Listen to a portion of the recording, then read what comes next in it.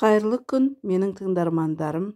Сіздерге мен бүгін қазақтың ұлттық ойындары туралы оқып беремін.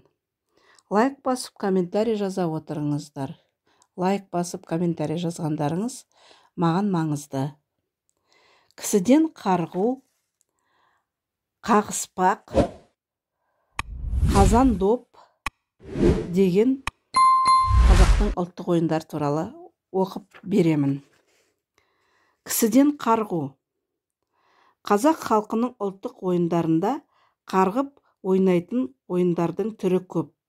Солардың бірі кісіден қарғып ойнау болмақ. Бұл ойынды да әр жерде өздерінше атап ойнайды. Оны қойдан қарғу, ағаш аттан қарғу, кірпішше қарғу деген сияқты көптеген атаулармен атайды. Алайда кейбір атаулар дөп келмей жатады. Кірпі аса күшті қарғи бермейтін жәндік. Бұл жерде атынан гөрі заты қажетке ұқсайды. Баламалап атанғанға ұқсайды. Ойынға ұл балалар қатысады. Олар біреудің артына біреулері қатарласа тұрып, алдарындағы ойыншының еңкейіп тұрған арқасына екі қолын алақанын тигізе тірей асып қарғып түседі.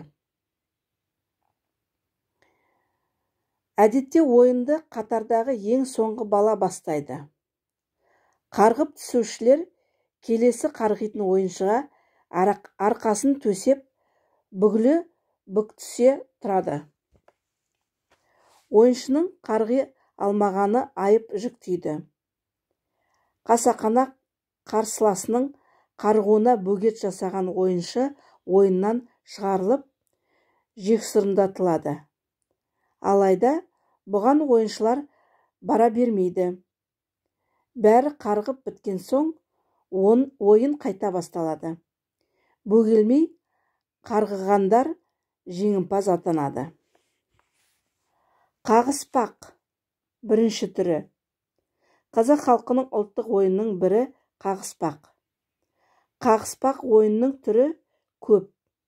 Табиғатқа етене жақын өскен көшпелілер, соның ішінде түркі, моңғол нен тектестілер үнемі далада табиғат өтінде өмір сүріп, уақытша бір тұрақтанады. Тұрақтағы орманды жер, тау, тас, жасанға сәйкес ауыл балалары, жас өспірімдер тұрысып, бірін-бірі қағысып, яғни қағып ойнайды. Олар қолдарымен қағысады. Қарсыласының қолынан қорғана, оны ұлы денесіне соғып, қағып тұрып, орнынан тайдыруды мақсат етеді. Кім бұрын орнынан тайып, тастан, бөренеден, томпақтан, яғни тұрған нәрселерінен тайып құлап кетсе, ойын шарты бойынша ол жеңіледі. Оның орнына келесі бір ойыншы тұрып ойнайды. Осылай кім көп ойыншыны орнынан тайдырса, сол жеңімпаз атанып, сый-сияпатқа ие болады. Бұл жаугершілік кездегі жекпе-жекке ұқсас ойын. Балаларды батылдыққа, батырлыққа тәрбиелейтін тәрбиелік маңызы бар ұлттық ойындарының бірі. Қағыспақ екінші түрі. Ауыл балаларының ойыны. Жуан ағаш бүренелерінің үстіне екі бала шығып, бір-біріне қарсы тұрып, қолдарымен қағысып ойнайды. Тепе-теңдігінен айырылған біреуі, кейде екеуі де ағаштан тайып түседі. Біреуі бұрын түссе, оны ойыннан жеңілгенге есептейді.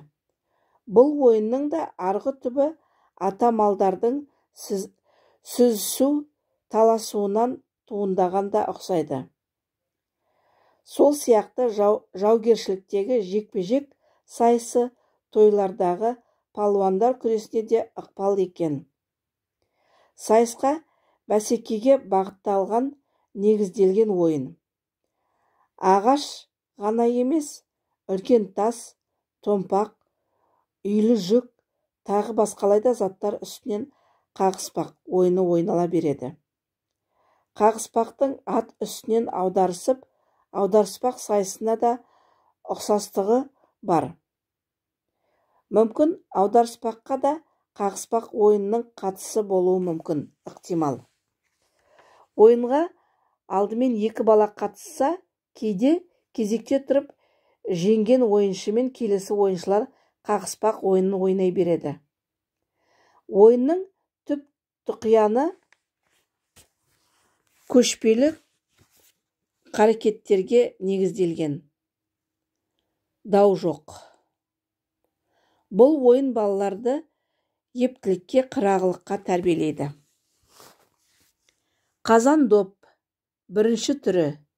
Қазақ халқының ұлттық ойынның бірі ағаш доп, домалақ ағаш, қазан доп деген ойын. Бұл ойынды ойнау үшін ағаштан домалақ етіп ағаш доп жасайды.